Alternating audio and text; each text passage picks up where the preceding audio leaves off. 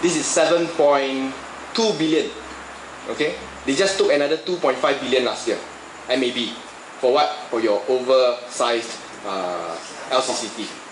Okay, if got time, I'll talk a bit more about LCCT later. PNB. PNB is what? Penerbangan Malaysia Berhad.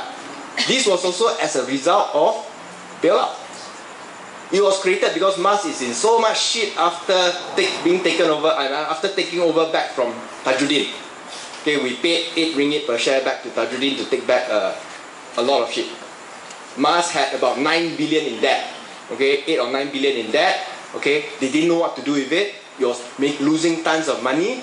Okay, what the government did was that they created a new vehicle called Penerbangan Malaysia Berhad, buy all the assets, took over all their debts, okay, and then lease it back to Malaysian Airlines at a cheaper rate so that they can survive operationally.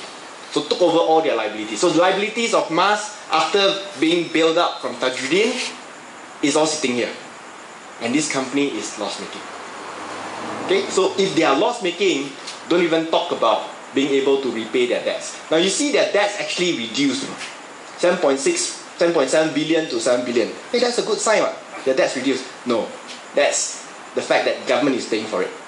So when the debts are due, the government would then budget a debt repayment. So that's the backward way of taking a loan without anybody knowing what the loans are used for. Okay, so this is basically government paying back in your annual budgets in the future to repay the loan. Okay, the debt servicing numbers, those are the numbers that appears when some of these numbers go down. Khazanah pay it themselves, I know. Prasarana will be paid by government. This PMB will be paid by government. Sarawak Hydro, Bakun. Okay, Bakun, not even operational yet, in trouble, don't know who to go to, trying to sell cheap electricity. Okay, it has increased from 4 billion to 5.35 billion. These are all government guaranteed loans. 1MDB, 5 billion. PAC have called 1MDB to explain. No, they got this. I'll explain the funny deal. When they were set up, so what they did was they invested money in this joint venture with Petro Saudi company. Wow, sounds like a big company. So joint venture set up. Put in how much? Invested 4 billion, approximately 4 billion or 4.2 billion.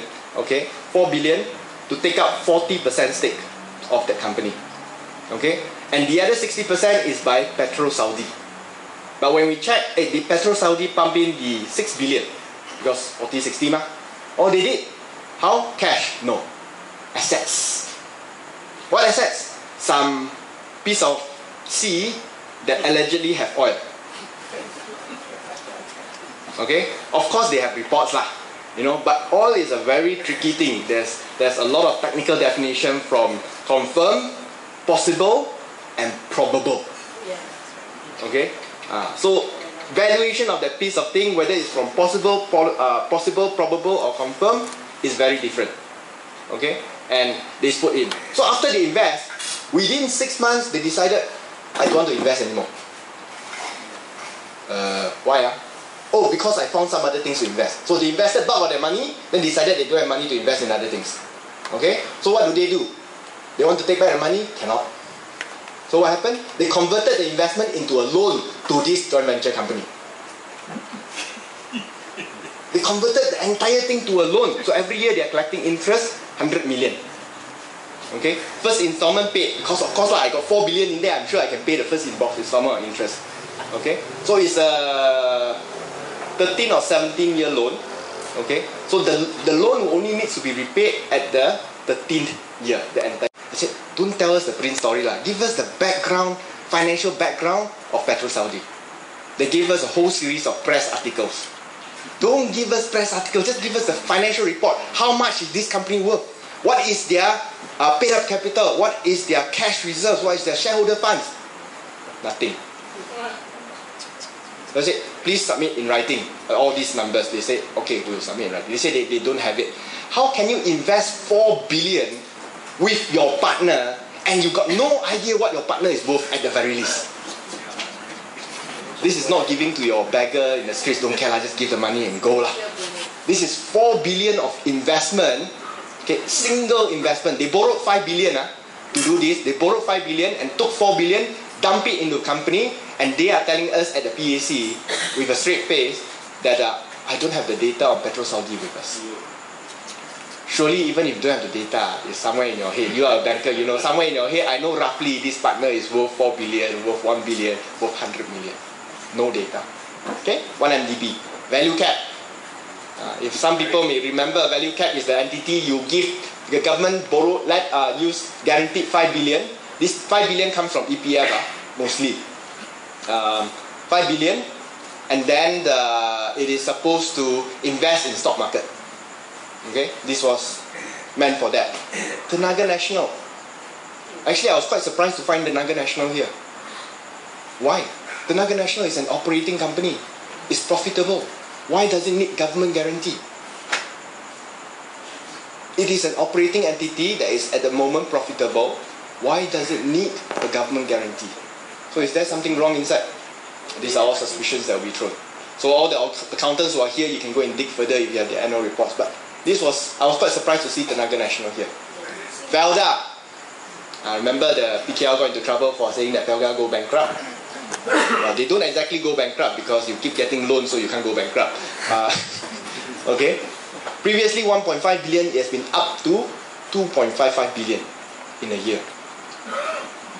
And they claim that they are a very good company. If they are a very good company, they are backed by assets, why do they need government guarantee?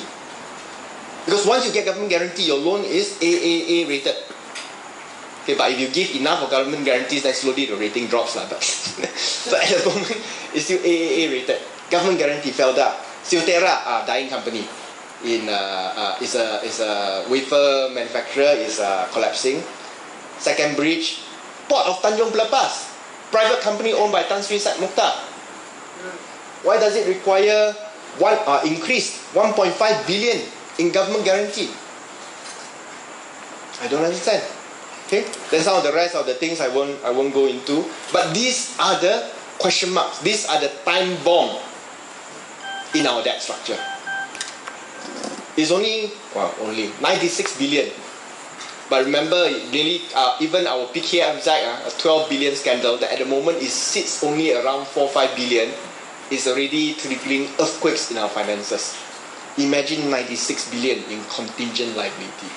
Now, I want to tell you why they have this. They want to have this because they are trying to put the finances outside of the budget. Okay? For those who are technical, it's called off-budget balance sheet.